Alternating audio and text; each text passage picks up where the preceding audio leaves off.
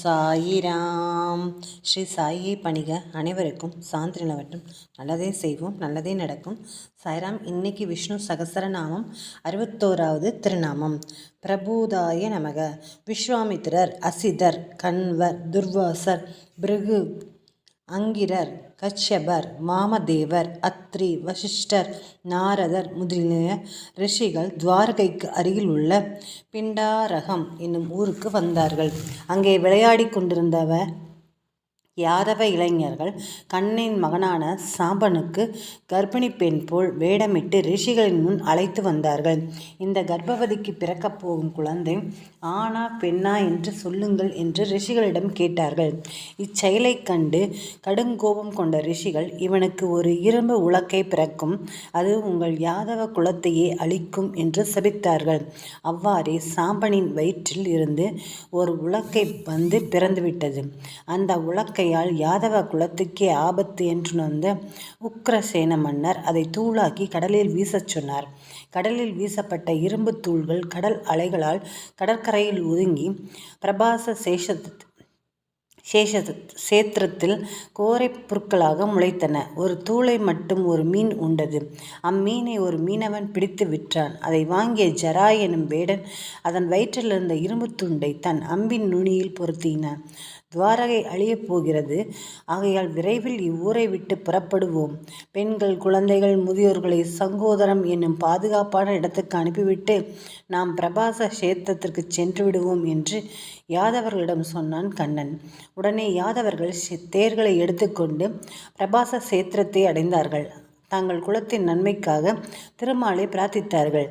ஆனால் விதிவசத்தால் மைரே யகம் என்ற பானத்தை யாதவர்கள் உண்டு அதனால் மதிமயங்கி ஆயுதங்களால் ஒருவரை ஒருவர் தாக்கி கொண்டனர். ஆயுதங்களை இழந்த நிலையில் கடற்கரையில் முளைத்திருந்த கோரை பொருட்களை எடுத்து ஒருவரை ஒருவர் குத்தி கொண்டு மாண்டனர். சாம்பனின் வயிற்றில் பிறந்த உலக்கையிலிருந்து வந்த இரும்பு துண்டுகளே அந்த கோரை பொருட்கள்.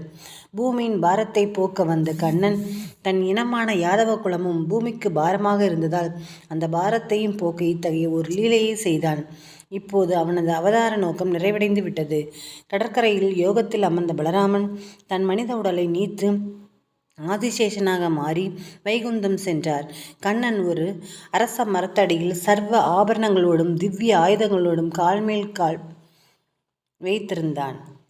வைத்து அமர்ந்திருந்தான். அப்போது அந்த உலக்கையிலிருந்து வந்த இரும்பு துண்டை தன் அம்பு நுனியில் பொருத்திய ஜராய் என்னும் வேடன் கண்ணனின் திருவடியை மானின் வாய் என எண்ணி அம்பெய்தான். பின் தன் தவறை உணர்ந்து கண்ணனிடம் வந்து மன்னிப்பு கோரினான். அவனை மன்னித்துவிட்டு தன்னடி சோதியான வைகுந்தம் சென்றான் கண்ணன். கண்ணனை வைகுந்தம் அடைந்த செய்தியை அவனது தேரோட்டியான தாருகன் துவாரகையில் மீதமிருந்த மக்களிடம் சொன்னான். அதை கேட்டு துயரில் ஆழ்ந்த கண்ணனின் 16,008 மனைவிகளும் அக்னி பிரவேசம் செய்தார்கள். வசுதேவரும் தேவகியும் இந்த துயரச் செய்தியை கேட்டு மயங்கி விழுந்து உயிர் நீத்தார்கள். துவாரகை நகரம் கடலில் மூழ்கியது. ஆனால் துவாரகையை விளங்கிய கடல் கண்ணனின் அரண்மனையை மட்டும் விளங்கவில்லை. இன்று நாம் அந்த அரண்மனையை தரிசிக்கலாம். அது நாம் அனைத்து பாவங்களையும் போக்க வல்லது. அந்த அரண்மனையை போன்றது திருமாலின் நிரந்தர இருப்பிடமான வைகுந்தம். துவாரகை நகரை போன்றது அனைத்து உலகங்களும். எப்படி துவாரகை நகரம் அழிந்தாலும் கண்ணனின் அரண்மனையில் அழியாமல் நிற்கிறதோ அதுபோலவே பிரளய காலத்தில் அனைத்து உலகங்களும் அழிந்தாலும் வைகுந்தலோகம் அழியாமல் எப்போதும் இருக்கும். அவ்வாறு நிரந்தரமாக நிலைத்திருக்கக்கூடிய இருப்பிடத்தை உடையதால் திருமால் பிரபூதக என்று அழைக்கப்படுகிறார். அதுவே விஷ்ணு சகசரநாமத்தின் 61வது திருநாமம். பிரபூதாய நமக என்று தினமும் சொல்லி வரும் அடியவர்களையும் அவர்களது இருப்பிடங்களையும் வெள்ளம், புயல், ஆழி பேரலை உள்ளிட்ட ஆபத்துகளிலிருந்து கண்ணன் காப்பான். ஓம் நமோ நாராயணாய.